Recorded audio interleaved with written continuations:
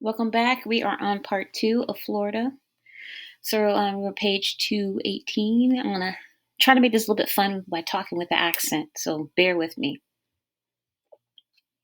Anno 1567, Dominicus Gurrescuro set sail hither with 3 ships which carried 200 soldiers and 80 seamen, and with entered to the river of Takatukankaru. He landed and found a youth called Peter de Bray, who escaped when the Spaniards cruelly massacred the French and the Garrison Carolina. After which Dubray, ranging up and down, at last served Satomonia, governor of Florida, whom deserted, now meeting with the French, his countrymen. He brought several Caliques to join with them against the Spaniards, whom they drove out 3 forts, in which they were all in command of guerrillas dismantled. Florida is called by the natives Iroquois. The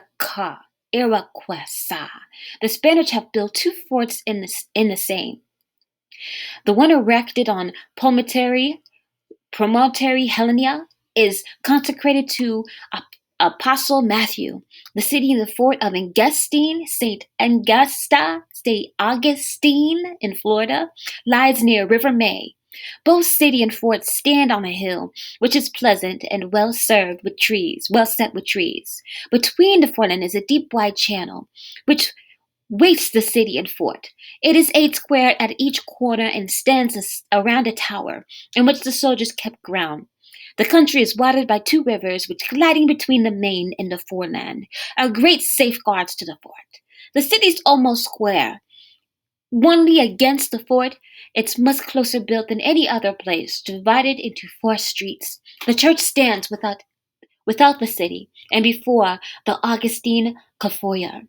The inhabitants of Florida are olive color, tall, and without any deformities, their skins generally painted and their bodies naked, only a deer skin about their middle, and their hair long and black and hanging down to their hams. But most, we'll pause here so you can see this picture here. I'll go back to my regular voice. You can see the natives here. We'll zoom in. So this is the fort, I guess, St. Augustine. And there is a star fort in St. Augustine, and they do have towers like this, and there is a city within it. Let's see here. We got boats coming in. The natives. There's a church over here. Some regular buildings in there. Here's the natives. They're cooking something, some kind of weird stove. They're getting ready to fish. He's making a bundle here. We got this wall built. Natives on the boat. And the Indians look like they are fanning this. So I'm guessing that they're helping out the Spanish. I've seen a lot of natives help out the Spanish a lot. Yes, in here. So you can see this whole thing in here. Yep, this is probably St. Augustine. And we're going to go down here. Oh, here's another depiction. America. Okay. Most of them tie a knot in the middle. So here's some more natives. We can look at and see what they look like. There's the feathers, some pearls. They got a club. And they have shields and feathers around their head. And he's pouring water out. And they're dancing. There's some kind of idol there. They're laying on the ground. Don't know what's going on with these people. Maybe they're captures, sacrifices maybe. I'm not sure. There's more over here. It looks like they're in some kind of, there's a fire right here. That's pretty cool. So back to my voice. Let me read this again. Most of them tie a knot in the top of their heads. 2 small boards cover their breast, and a fixed letter hanging on their arms, 2 bells in each ear, and a cap on their head with a feather. Their quivers are always full of arrows, sharpened with fish bones, hanging by their sides, and if their left hand they hold a great bow, which they go to war, the king walking before with a club. They consult daily about warlike affairs in the king's palace, where he himself fits on a high seat, and the grandees salute him, first with their hands lifted up over their head, crying, Ha he, ha, ha he ya, ha he ya, at which they for rest cry, Ha ha. Even every one of them sits down in a stool around the room, and if they've had any bundles or consequences to debate with the king, sends for the ancient persons and priests called fayas. This is done, and they give up a cup of cassinine, which is a hot drink made of herbs, to the king, after which everyone drinks an order of the same out of the cup. This liquor, occasionally sweet, quenches thirst, satisfies the appetite for 24 hours. When they march against their enemies, they live on Indian wheat, honey, smoked fish, and diverse forts of wild fruits. Among them they mix with the sand and ginger and cinders to preserve them longer. No sooner are the two armies come within a fight of one another, but the kings on both parties roll their eyes about in heads and mutter something to themselves, and make strange gestures and explanations, which is answered by a general cry by the whole army. And then each king, turning to himself with great reverence to the sun, takes a wooden platter with water, which he throws over his army to as far as he able to, and begs of the sun to grant him that they may spill his enemy's blood in a like manner. Then he throws another dishful into the fire, within it, that his soldiers may thus offer the bodies of their foes to the flames, and they step forth with the priests, who are always skilled in the art of necromancy, and seating themselves on the shield in the midst of the army, draw a circle in which they make many strange gestures, not without muttering to themselves, seemingly say a prayer for a quarter of an hour long, during which they deport themselves to a strangely, that rather seem to be devilism in themselves, that charmers of the devil. They turn their eyes quite around their bodies, as if without joints, and at the length wherein they leap out of the circle and inform the king of the number and the condition of the enemy's army. Those who they take prisoners, they stay alive, and drying their skins in the fire, and tie them to long poles, and carry them home as trophies of the victory. And afterwards they set upon some of the field a spacious place, putting both men and women to watch. Then comes the priest with a wooden image, and utters excursions against the same enemies in the corner of the field, kneeling 3 men, one of which striking with great force a stone gives them many blows, as the priest produces curle's release, but the other 2 shake their calafates filled with stones, and sing in many strange songs.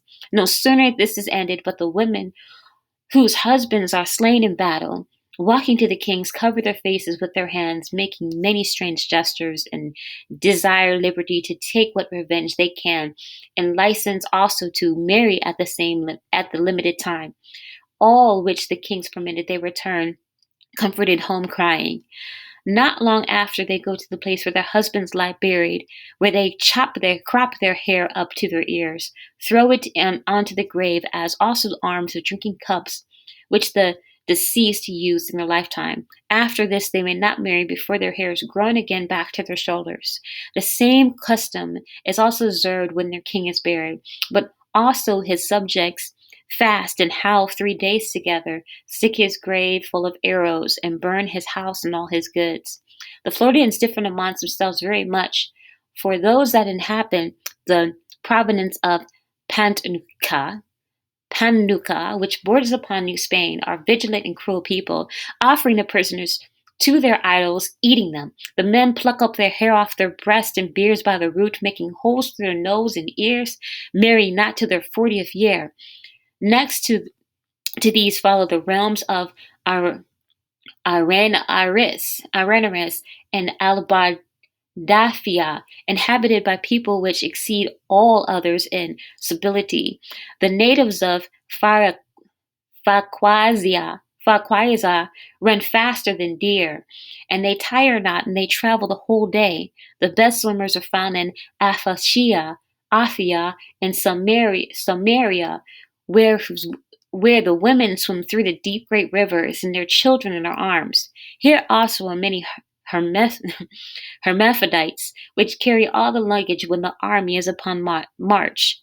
We find it mentioned also that two provinces note that Vinculadas, which lies near the point called Cape of Florida, and Tajit Flata, and Florida is probably so called, being that peninsula which pointing upon the island of Cuba by the Cape of Las Martes, stretches itself north and south about 100 leagues in length, but not above 30 breadth, where it is largest. In the province of Rio de los Espiritu Santo, the sole thought if it produces Indian wheat twice a year, yet is never dunged.